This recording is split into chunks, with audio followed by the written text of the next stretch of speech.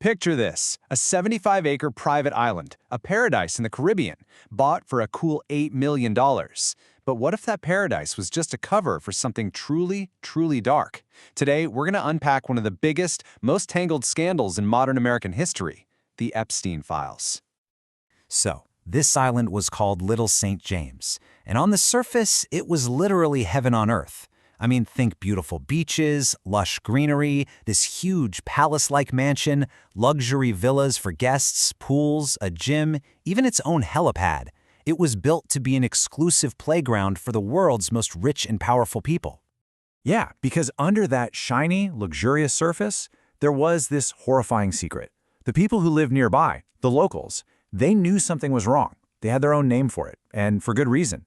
It was a place where underage girls, some as young as 12, were allegedly trafficked and abused with absolutely no way out. So you have to ask, right? Who is the man at the center of this web, the puppet master pulling all the strings of power and money? Well, to understand any of this, you have to understand the man who owned the island. His name was Jeffrey Epstein. Okay, let's get into it. Epstein's story is, well, it's a bizarre climb from total obscurity to the absolute highest levels of global power. I mean, how on earth does a school teacher from Brooklyn end up hosting princes and presidents on his own private island? It's a wild story. And his rise was shockingly fast. Think about it. In the 70s, he's teaching high school math. By the 80s, boom, he's a high-flying financial advisor managing money for billionaires. By the late 90s, he's got his own island fortress, and just a few years later, he's worth over $500 million. The transformation is just staggering. And all that money bought him an absolutely insane network of friends. This is just a small sample of the powerful people in his orbit. We're talking former US presidents, British royalty, world-famous scientists, Hollywood celebrities. These connections, well, they were more than just friends. They were his shield. For years, this whole secret world just operated in the shadows. But then, in 2005, a little crack started to form in that wall of silence. It all started with just one police complaint in Florida from a 14-year-old girl and her parents who refused to be ignored.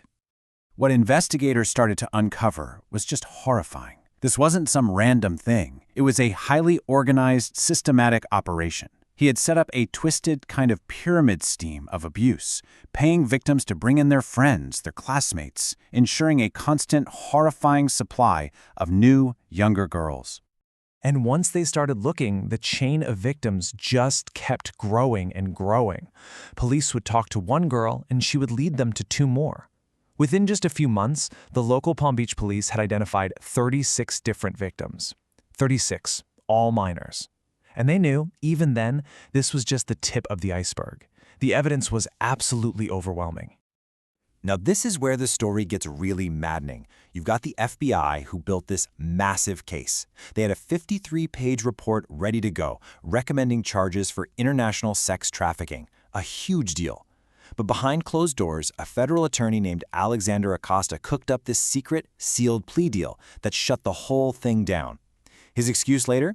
He claimed he was told Epstein was above his pay grade and that this weak deal was the only way to get any jail time at all. So Epstein pled guilty to a couple of minor state charges and got just 18 months in a county jail. And calling it jail is being extremely generous. He was put in a private wing and had work release, meaning he could leave to go to his fancy office for 12 hours a day, 6 days a week. It wasn't justice. It was a complete and total mockery of it. And you know what? After that sweetheart deal, the story easily could have just vanished. The powerful guy walks free, protected by his money and his friends. But one person, a journalist, just refused to let this story die. Her name is Julie K. Brown, and her reporting was an absolute bombshell. Her series, Perversion of Justice, just laid everything out there for the world to see. For the first time, she gave a massive public platform to the victims, who had been ignored and silenced by that secret deal years before. The public outrage was so huge, so immediate, that the authorities had no choice. They had to reopen the case. It was investigative journalism at its finest, single-handedly dragging a monster back into the spotlight. And this time, it felt different. There were no secret backroom deals. The whole world was watching. Epstein was arrested on federal sex trafficking charges, and for the first time, it looked like he was actually going to face real justice. maybe even spend the rest of his life behind bars. But then, the story takes the biggest, most shocking twist of all.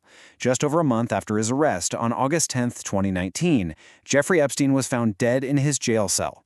Just like that, the one man who knew all the secrets of the rich and powerful was silenced. Forever. Now, the official cause of death was ruled a suicide, but almost nobody bought it.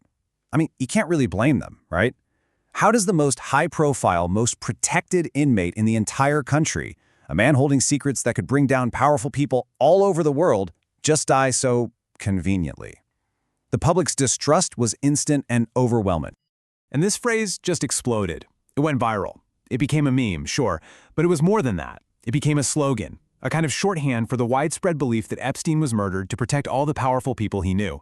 It basically symbolized this deep, deep distrust in the entire system. And here's the crucial point. Epstein's death didn't end the story, not by a long shot. In fact, it just intensified the fight for the truth.